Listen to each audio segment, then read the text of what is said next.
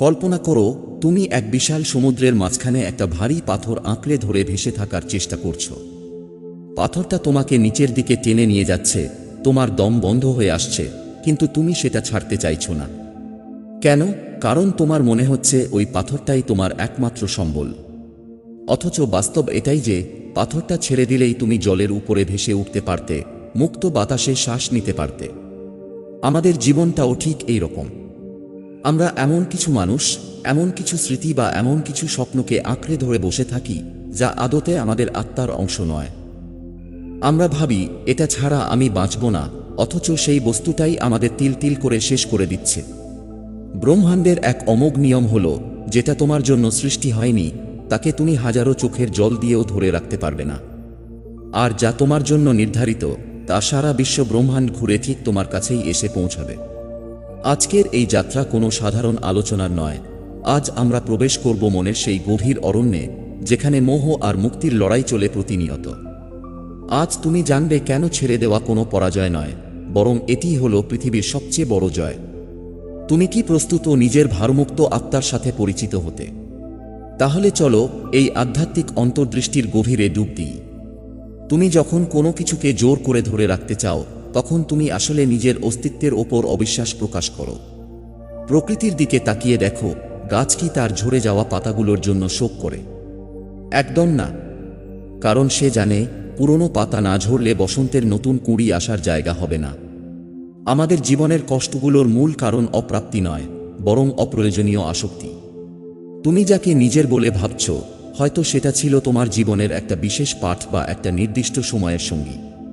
মহাকালের হিসেবে কোনো কিছুই স্থায়ী নয়। তুমি যখন কোনো বালি মুঠো করে ধরো, তখন বালি তোমার হাতের তালুতেই থাকে। কিন্তু যখনই তুমি মুঠো শক্ত করো, বালি আঙুলের ফাঁক দিয়ে ঝরে যেতে শুরু করে।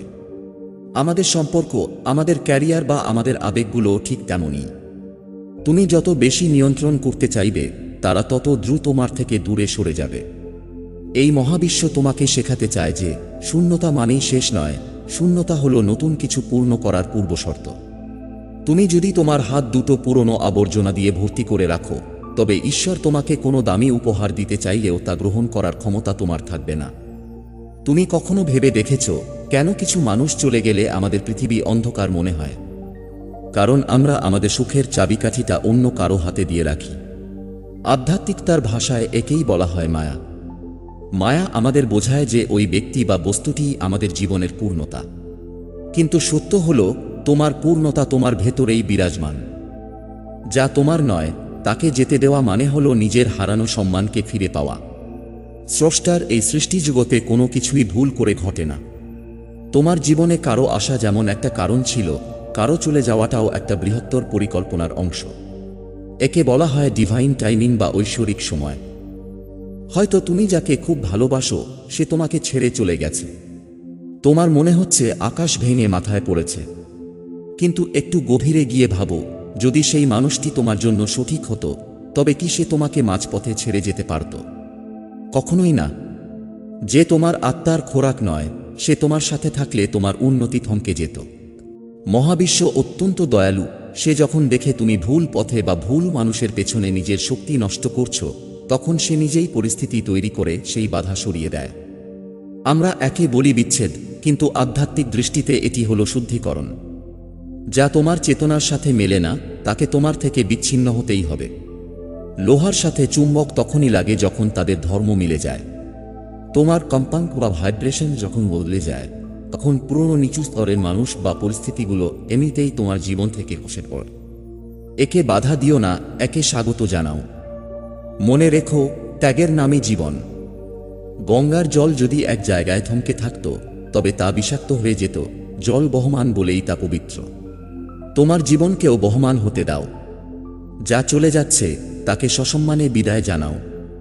তাকে বলো, ধন্যবাদ আমার জীবনে আসার জন্য এবং আমাকে এই পাঠটি শেখানোর জন্য। এখন আমি তোমাকে মুক্তি দিচ্ছি এবং নিজেকেও মুক্ত করছি।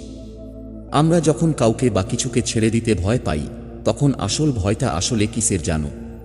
সেটা হলো একাকিত্বের ভয়। আমরা ভয় পাই যে ওই মানুষটা বা ওই পরিচয়টা চলে গেলে আমি কে? এই আমি কে, এই প্রশ্নের উত্তর খোঁজাটাই হলো প্রকৃত আধ্যাত্মিকতা। তুমি যখন বাইরের সমস্ত কোলাহল থেকে নিজেকে মুক্ত করো, তখনই তুমি নিজের অন্তরের আওয়াজ শুনতে পাও। যা তোমার নয় তাকে যেতে দিলে তোমার ভেতরে এক বিশাল জায়গা তৈরি হয়। এই জায়গাটা যন্ত্রণার নয়, বরং এটা হলো ধ্যানের। নিজের ওপর কাজ করা শুরু করো। যখন তুমি বুঝতে পারবে যে তোমার শান্তি কোনো মানুষের উপস্থিতির ওপর নির্ভর করে না, তখন তুমি অজেয় হয়ে উঠবে। আধ্যাত্মিক শক্তিতে বলীয়ান হওয়ার প্রথম ধাপই হলো এটি মেনে নেওয়া যে আমার যা প্রয়োজন তা আমার কাছে আসবেই, আর যা আমার কাছে নেই তা এই মুহূর্তে আমার প্রয়োজন নেই। এই বোধটা যখন তোমার ভেতরে গেঁথে যাবে, তখন দেখবে তোমার মন হালকা হয়ে গেছে। তুমি আর কারো মেসেজের জন্য অপেক্ষা করবে না, কারো স্বীকৃতির জন্য ছটফট করবে না। তুমি জানবে তুমি নিজেই এক সম্পূর্ণ ব্রহ্মাণ্ড। তুমি কখনো ভেবে দেখেছ কেন আমরা কিছু মানুষকে হাজার চেষ্টা করেও ধরে রাখতে পারি না?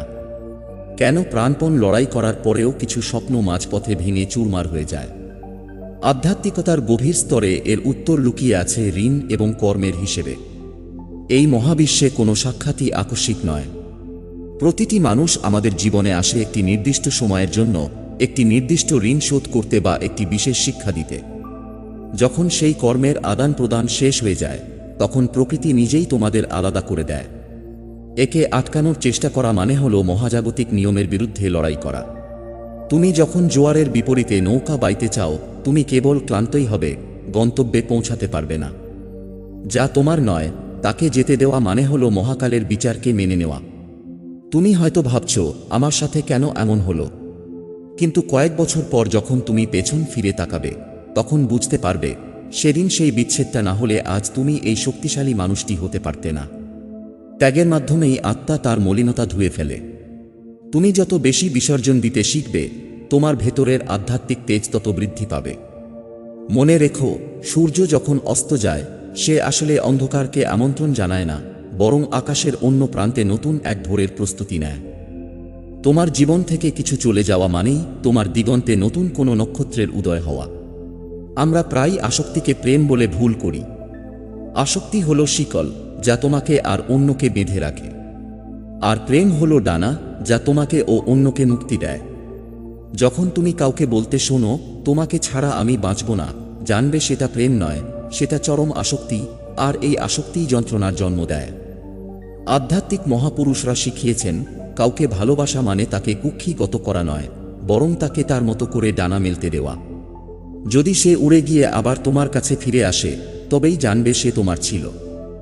আর যদি সে ফিরে না আসে, তবে বুঝে নিও সে কোনোদিন তোমার ছিলই না। যা তোমার নয় তাকে জোর করে পিঞ্জরার পাখি করে রাখলে তুমি তার শরীরটা পাবে ঠিকই, কিন্তু তার আত্মা কোনোদিন তোমার হবে না। আর যে জিনিসের আত্মা তোমার সাথে নেই, তাকে আগলে রাখা মানে এক জীবন্ত লাশের সাথে বসবাস করা। এর চেয়ে মুক্তি অনেক বেশি সুন্দর। নিজেকে প্রশ্ন করো, তুমি কি তাকে ভালোবাসো, নাকি তাকে হারানোর ভয়কে লালন করছো?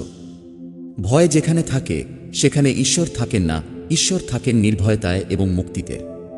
বিসর্জনের শক্তি তোমাকে সেই নির্ভয়তা দান করে।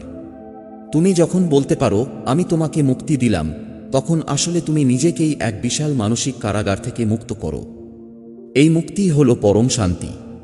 আমাদের হৃদয়টা একটা সিংহাসনের মতো, সেখানে যখন আমরা নশ্বর মানুষ বা জাগতিক বস্তুকে বসিয়ে রাখি, তখন সেখানে পরমাত্মার জন্য কোনো জায়গা অবশিষ্ট থাকে না।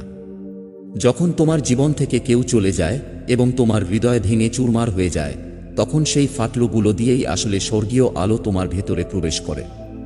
কবি রুমি বলেছিলেন, the wound is the place where the light enters you, অর্থাৎ ক্ষতস্থানটিই হলো সেই পথ যেখান দিয়ে আলো তোমার ভেতরে ঢোকে। এই যে তুমি আজ শূন্যতা অনুভব করছো, এই যে তোমার মনে হচ্ছে সব শেষ হয়ে গেছে, আসলে এটা একটা আমন্ত্রণ। ঈশ্বর চাইছেন তুমি এবার বাইরের জগৎ থেকে দৃষ্টি সরিয়ে নিজের ভেতরে তাকাও। যা তোমার নয় তা চলে যাওয়ার পর যে নিস্তব্ধতা তৈরি হয়, সেই নিস্তব্ধতার মধ্যেই তুমি তোমার আসল সত্তাকে খুঁজে পাবে। তুমি জানো কেন মন্দিরে বিগ্রহের সামনে আমরা নত হই? কারণ আমরা আমাদের অহংকার বিসর্জন দিই। জীবন যখন তোমার থেকে প্রিয় কিছু কেড়ে নেয়, তখন সে আসলে তোমাকে নম্র হতে শেখায়। এই নম্রতাই আধ্যাত্মিকতার মূল চাবিকাঠি।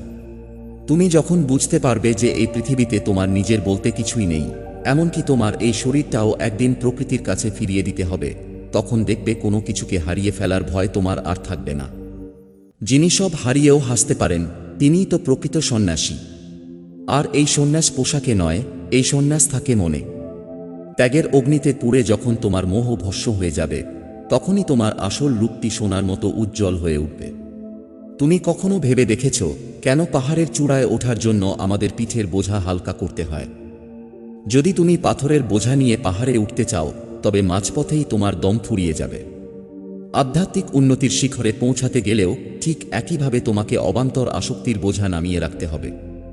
যা তোমার নয় তাকে আঁকড়ে ধরে তুমি কেবল নিজের যাত্রাকেই মন্থর করছ। বিসর্জন আসলে এক ধরনের গভীর সমর্পণ বা সারেন্ডার। যখন তুমি বুঝতে পারো যে নিজের ক্ষুদ্র বুদ্ধিতে তুমি জীবনকে নিয়ন্ত্রণ করতে পারছো না, তখনই তুমি অনন্তের হাতে নিজেকে ছেড়ে দাও। এই ছেড়ে দেওয়াটা দুর্বলতা নয়, এটি হলো চরম সাহসিকতা। যখন তুমি তোমার জীবনের নিয়ন্ত্রণ সেই পরম শক্তির হাতে তুলে দাও, তখন তোমার ভেতর থেকে এক অদ্ভুত প্রশান্তি জন্ম নেয়।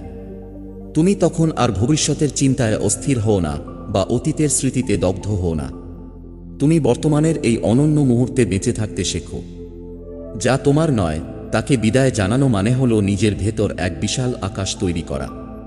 সেই আকাশে তখন মেঘেরা আসে এবং যায়, কিন্তু আকাশ নিজে কখনো চঞ্চল হয় না।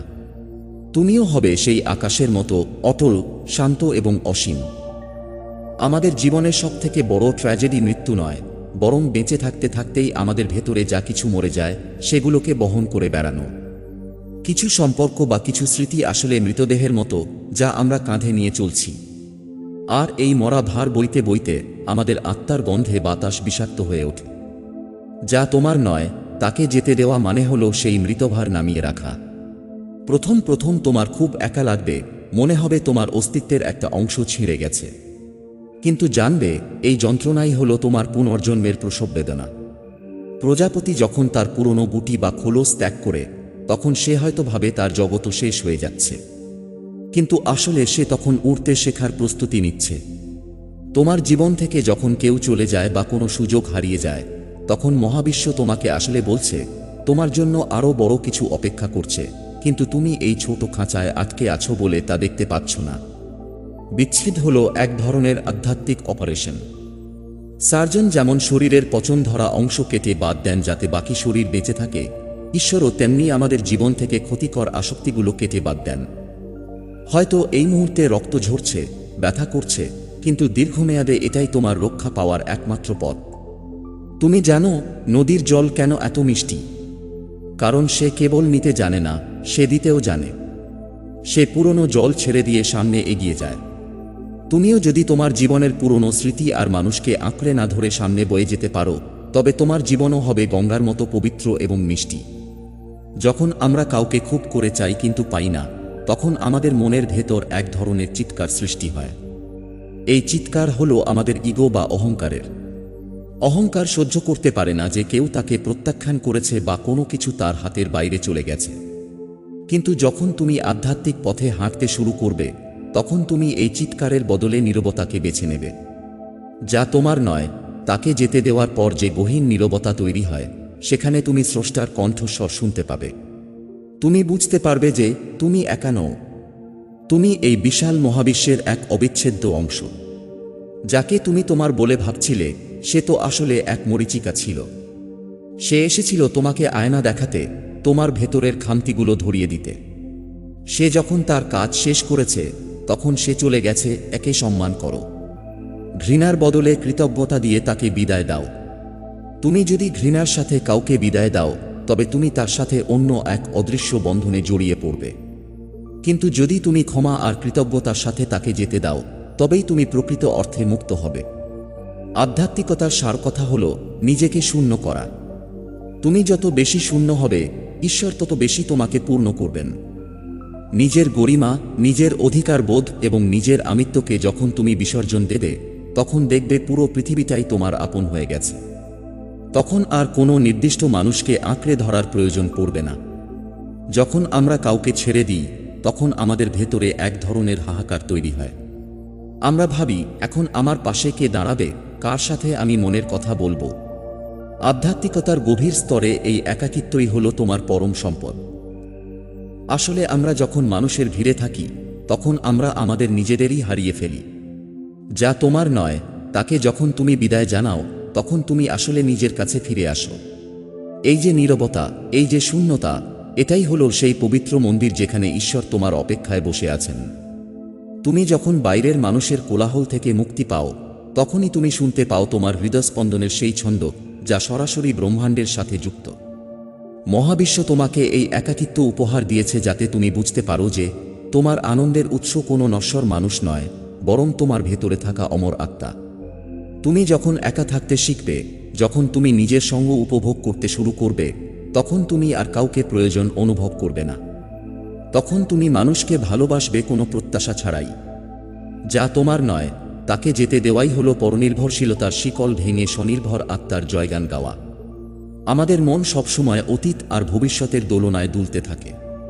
যাকে তুমি হারিয়েছ তার স্মৃতি তোমাকে অতীতে টেনে নিয়ে যায়, আর যাকে তুমি পেতে চাও তার চিন্তা তোমাকে ভবিষ্যতে দুশ্চিন্তাগ্রস্ত করে তোলে। কিন্তু আধ্যাত্মিকতা আমাদের শেখায় বর্তমানের শক্তি। যা তোমার নয় তাকে আঁকড়ে ধরে থাকা মানে হলো থমকে যাওয়া এক ঘড়ির কাঁটা। সময় বয়ে চলেছে, পৃথিবী বদলে যাচ্ছে, কিন্তু তুমি এক জায়গায় স্থির হয়ে আছো এক পুরনো স্মৃতির জাবর কেটে। এতে তুমি সময়ের স্রোতকে আটকাতে পারছো না, বরং নিজের বিবর্তনকে থামিয়ে দিচ্ছ। মহাকাল বা মহাদেব হলেন ত্যাগের প্রতীক। তিনি বিষ পান করে নীলকণ্ঠ হয়েছিলেন যাতে জগৎ রক্ষা পায়। তোমার জীবনেও কিছু বিষাক্ত স্মৃতি বা মানুষ আছে যাদের তোমাকে বিসর্জন দিতেই হবে নিজের মানসিক জগতকে রক্ষা করার জন্য।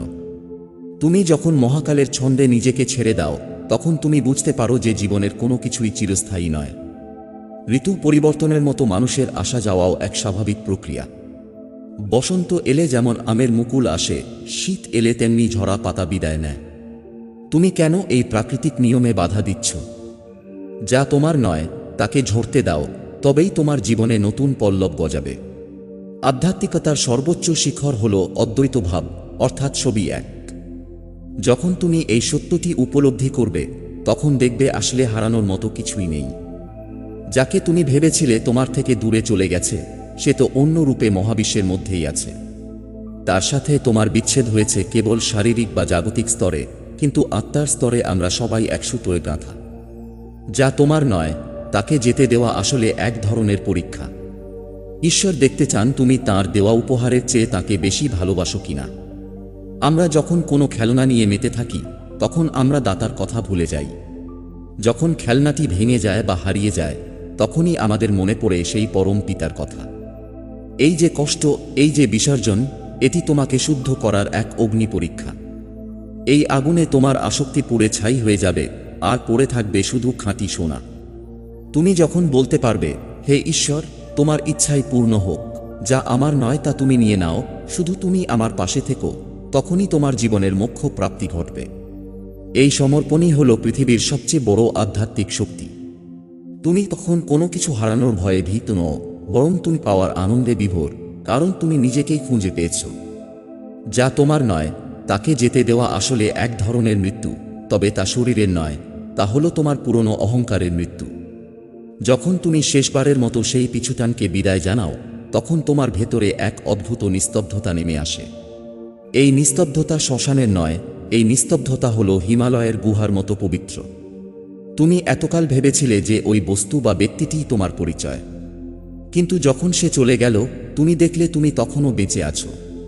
তোমার শ্বাস প্রশ্বাস চলছে, তোমার হৃৎপিণ্ড স্পন্দিত হচ্ছে। তার মানে তোমার অস্তিত্ব কারো ওপর নির্ভরশীল ছিল না। এই সত্যটি যখন তোমার চেতনায় বিদ্যুৎ চমকের মতো খেলে যাবে, তখনই তুমি হবে মুক্ত পুরুষ। আধ্যাত্মিক বিবর্তনের শেষ ধাপে মানুষ বুঝতে পারে যে পৃথিবীর কোনো কিছুই তার নয়, এমনকি তার এই মুহূর্তের চিন্তাগুলো মহাজাগতিক স্রোতের অংশ। যা তোমার কাছে এসেছিল তা ছিল এক ঐশ্বরিক ঋণ। সময় শেষ হয়েছে, তাই মহাবিশ্ব তার পাওনা বুঝে নিয়েছে। একে হাহাকার দিয়ে নয়, বরং এক প্রসন্ন হাসি দিয়ে গ্রহণ করো। যখন তুমি হাসি মুখে কিছু ছেড়ে দিতে পারো, তখন তোমার ভেতর থেকে এক দৈব সুগন্ধ নির্গত হয়, যা অন্যকেও শান্তি দেয়। যাকে তুমি পর বলে বিদায় দিলে, তাকে কি সত্যি হারানো যায়? আধ্যাত্মিক দৃষ্টিতে দেখলে ব্রহ্মাণ্ডের প্রতিটি ধূলিকণা তোমারই অংশ। তুমি সমুদ্রের একটা ঢেউয়ের মতো, যখন তুমি ভাবো তুমি আলাদা, তখন তুমি ভাঙার ভয় পাও। কিন্তু যখন তুমি জানো তুমি নিজেই সমুদ্র, তখন তোমার আর কোনো ভয় থাকে না। যাকে তুমি যেতে দিলে সে আসলে তোমার থেকে বিচ্ছিন্ন হয়নি, সে শুধু তার রূপ বদলেছে। সে এখন তোমার স্মৃতির গভীরতায় এক শান্ত প্রদীপ হয়ে জ্বলছে, যা তোমাকে ভবিষ্যতে আরও সতর্ক করবে। এই বিসর্জনের মাধ্যমেই তুমি শিখলে কিভাবে নিষ্কাম হতে হয়। অর্থাৎ কাজ করবে কিন্তু ফলের আশা করবে না, ভালোবাসবে কিন্তু অধিকার দেখাবে না। তুমি যখন নিজেকে সম্পূর্ণভাবে খালি করে দাও, তখন সেই শূন্যস্থানে স্বয়ং ঈশ্বর এসে অধিষ্ঠান করেন। তখন তোমার জীবন আর সাধারণ মানুষের মতো যন্ত্রণার আবর্তে ঘোরে না। তুমি তখন এক দ্রষ্টা বা সাক্ষী। তুমি দেখছো নাটক চলছে, চরিত্ররা আসছে আর যাচ্ছে, কিন্তু তুমি তোমার নিজের ধ্রুব শান্তিতে অটল আছো। এই অটল হওয়াই হলো আধ্যাত্মিকতার চরম সার্থকতা। আজকের এই দীর্ঘ আধ্যাত্মিক যাত্রার শেষে এসে আমি তোমাকে শুধু একটি কথাই বলবো, নিজের ওপর ভরসা হারিও না। যা চলে গেছে তার জন্য চোখের জল ফেলা মানে হলো আগামীকালের সূর্যোদয়কে দেখতে বাধা দেওয়া। স্মরণ করো সেই মহান সত্য, জাতস্যহি ধ্রুব মৃত্যুর ধ্রুবং জন্ম মৃতস্যচ। অর্থাৎ যা জন্মেছে তা মরবে, আর যা এসেছে তা যাবে। এটাই প্রকৃতির অমোঘ বিধান। তুমি এই বিধানের ঊর্ধ্বে নও। তাই যা তোমার নয় তাকে আঁকড়ে ধরে নিজের আত্মাকে কষ্ট দিও না। তাকে সসম্মানে মুক্ত করো, তাকে ক্ষমা করো এবং নিজের জন্য এক নতুন পথ তৈরি করো। তুমি যখন সবকিছু ছেড়ে দেওয়ার সাহস দেখাবে, তখনই দেখবে পুরো জগৎ তোমার হাতের মুঠোয় চলে এসেছে। কারণ যার হারানোর কিছু নেই, তাকে ভয় দেখানোর শক্তি কারও নেই। আজ থেকে তুমি মুক্ত, আজ থেকে তুমি শান্ত, আজ থেকে তুমি তোমার সেই আদি সত্তার সাথে একীভূত, যেখানে কোনো বিচ্ছেদ নেই, কোনো শোক নেই, আছে শুধু অনন্ত আনন্দ। নিজেকে মুক্ত করো, নিজের ভার নামিয়ে ফেলো এবং মহাজাগতিক এই স্রোতে নিজেকে ভাসিয়ে দাও। মনে রেখো, ত্যাগই হলো প্রাপ্তির শ্রেষ্ঠ পথ। তুমি আজ যা কিছু শুনলে তা কেবল কান দিয়ে নয়, হৃদয় দিয়ে অনুভব করো। এই শব্দগুলো তোমার আত্মার দর্পণে প্রতিফলন ঘটাক। বিসর্জনের এই মহাশক্তি তোমাকে জীবনের এক নতুন উচ্চতায় নিয়ে যাক।